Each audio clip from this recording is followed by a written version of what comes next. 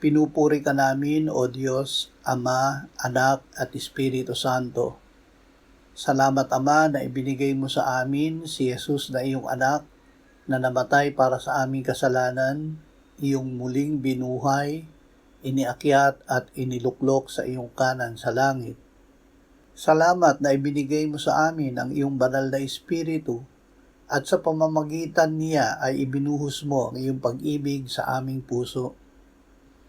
Ama, ang plano mo na magligtas ay para sa lahat.